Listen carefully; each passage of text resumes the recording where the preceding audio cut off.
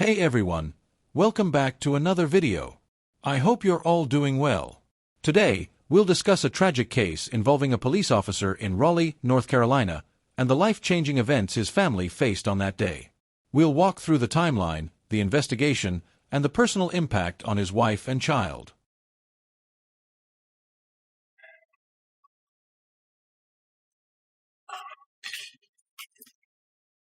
My name is Jasmine Torres, and that is spelled Jasmin. Lynn is spelled Lynn. Torres, Torres. Thank you. Mrs. Torres, I know that this isn't easy, okay? And so just take your time through it. I'm going to ask you some questions, okay? If you need a moment, just take a moment and let me know that, all right?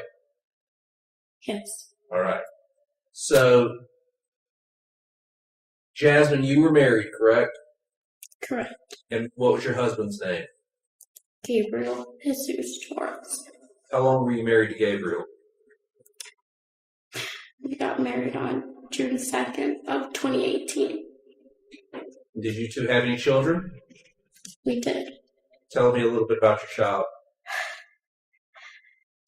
My child's name is Leila.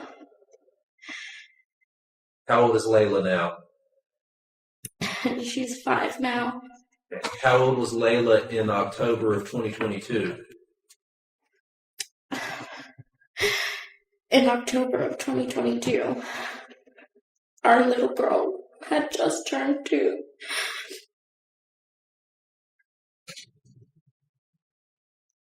And where did you live with Gabe? Did you call your husband Gabe? I called him Gabe. All right. Where did you and Gabe and Leila live? We lived at 6028 Osprey Cove Drive, in the Hedingham neighborhood in Raleigh. Now, you've been in here this time, right? I'm sorry. You've been in here today, is that right? Yes. And have you been able to kind of hear your neighbors testifying? Yes. And you heard Detective Varnado testify? Yes. And were you able to look at the photographs of the crime scene that Detective Varnado just testified about? Yes. Okay. And in that photograph, or in those photographs, was that your husband's car? It was. Okay. And was that kind of your street and where you guys lived? Yes. And your husband, Gabe, what did he do for a living?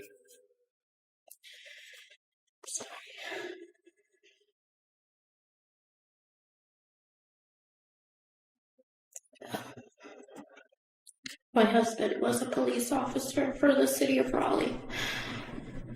And was Gabe supposed to work on October the 13th of 2022?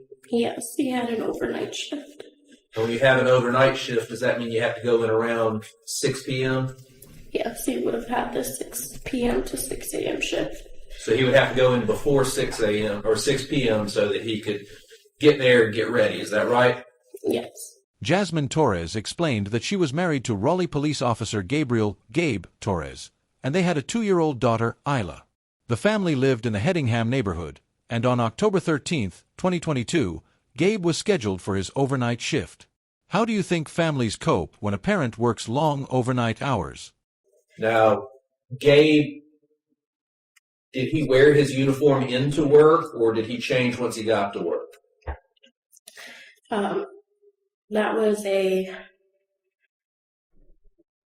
day-by-day decision on his behalf.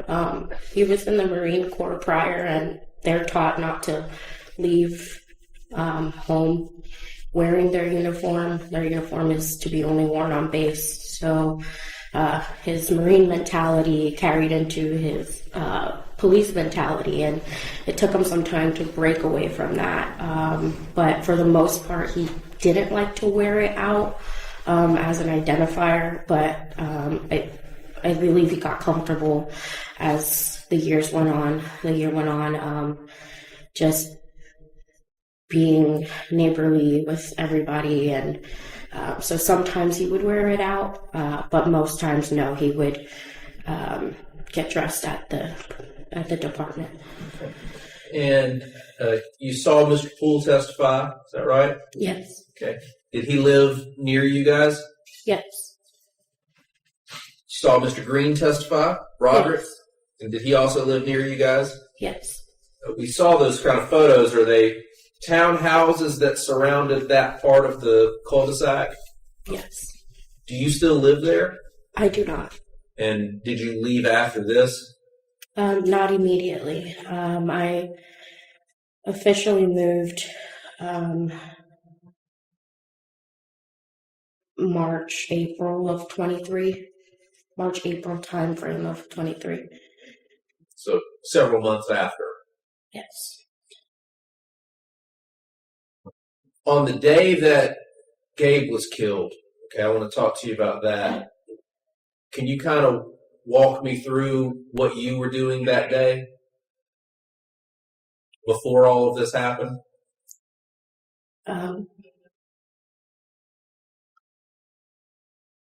Well,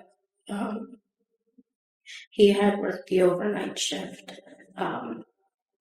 So that means he got off about 6? Yeah, so Right. he would get off at 6 and he would head home. And usually I wouldn't have gotten to see him. Our work schedules overlapped. And so when he was getting home, I had already left. But that day was different. The only way I can see it is divine intervention of God. But I was running late for work and trying to get the baby ready to take her to the babysitter, trying to get myself ready. And I just remember texting him, telling him I am so late. And as I'm getting ready to leave the door, he's pulling up, and again, I'm late. I shouldn't have seen him. He should have been home, and I should have been gone. And he worked the overnight shift, and he was a really great husband. So he decided that he would let me not be late and take Leila for me to the babysitter. And granted, he wanted to get home and sleep. But we had really good teamwork, and he took one for the team that day and sent me off to work. So my daughter rode in his car that morning. And we saw some photographs. There was a car seat in the back there. Yes. Is that where she would ride? Yes. And there was a stuffed animal there. Was that her stuffed animal? Yes. Gabe called her Monkey. That was his nickname for her. And so any monkey stuffed animals we'd find, we have a collection of monkeys in our home. That was just his little pet name for her. So Gabe got to take Leila to daycare, and you were able to go to work and hopefully not be as late as you were going to be. Yes. Did you stay at daycare, or did you stay at work the whole day there? I did not. At some point in the workday, I'm sorry. Gabe, a former Marine, sometimes wore his police uniform out of habit, but usually dressed at the department. That day, Jasmine was running late while getting their daughter Isla ready for daycare. By chance, Gabe arrived home early and took Isla to the babysitter, letting Jasmine go to work on time. He even brought along Isla's favorite stuffed animal, a monkey he had nicknamed her.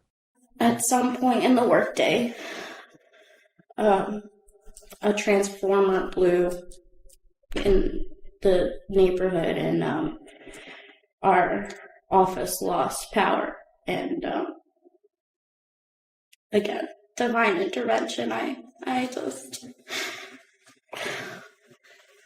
everything just happens the way it's supposed to.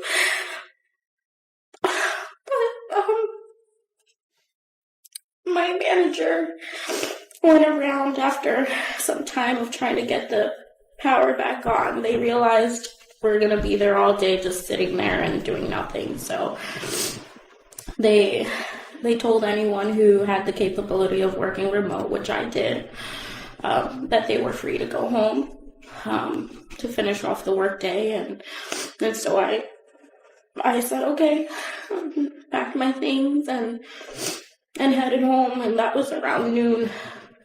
So when you got home, did you go and pick Leila up at that point? I did not, because I was going home to work. So, I'm not picking up a toddler until I have to. That's fair. But so you get home, and is Gabe at home when you get there? He is. He was sleeping.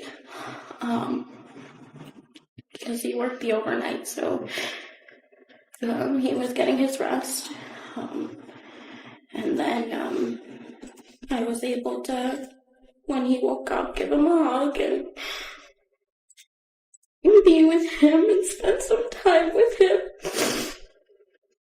that I wouldn't have gotten if the lights didn't go out at work. At some point in that afternoon, did you have to go pick Leila up from daycare? I did.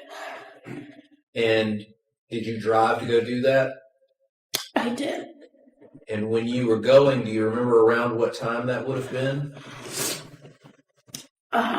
Maybe like 4:30. Maybe right before 4:30. I can't. But close to the 4:30 time. Maybe a little bit before. Right around 4:30, before, a little after, but yes. Somewhere there. What kind of car did you have? A burgundy Kia Sorento SUV. SUV type. And when you went to go pick up Leila from daycare, what was Gabe doing? Gabe was, when I was leaving to go pick her up, he was probably starting to get ready for work. So, shower. He went to go shower, because I remember him showering and me giving him a hug again. And I told him I was leaving to go get Leila. And did you go get Leila? I did. And when you picked Leila up, you were coming back to the house? Yes. Did you think that at that point you would get to see Gabe again? Absolutely. I mean, I was already spoiled for the day, got to see him in the morning and got to see him in the afternoon, so I was hoping to see him again before he went to work. A transformer blew at work, and Jasmine was sent home around noon. Gabe was resting from his overnight shift, and they shared a brief, cherished moment. Later, around 4:30 p.m., she picked up Isla while Gabe got ready for work, hoping to see him one last time before he left. And when you got back into the neighborhood, did you call Gabe? I did. And why did you call Gabe? Initially I called him to see if he had left yet, because I was trying to get there to see him.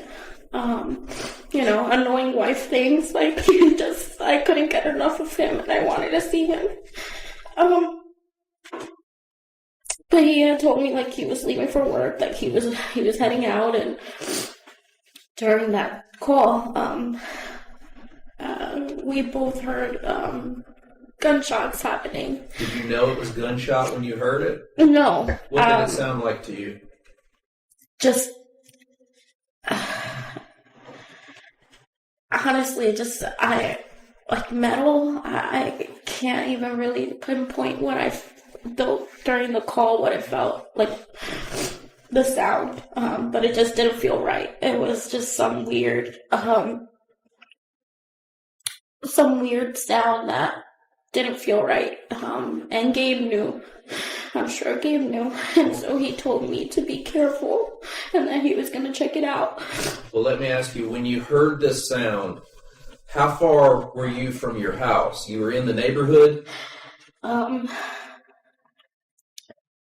It's really hard to recall. I just have so many flashbacks from that day, but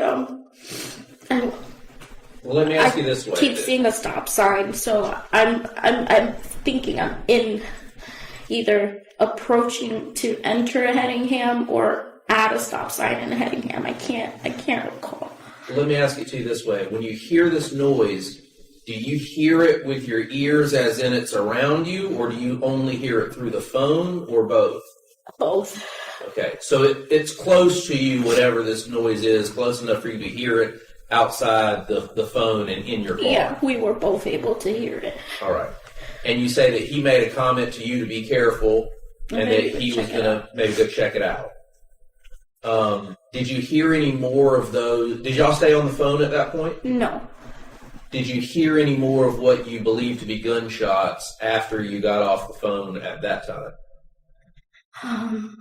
If you remember. Yes, but it was only as I was approaching my home. So as you're driving up, you hear more gunshots? Yes. Is it one or more than one, if you remember? I can tell you I was looking at some yellow siding of a house.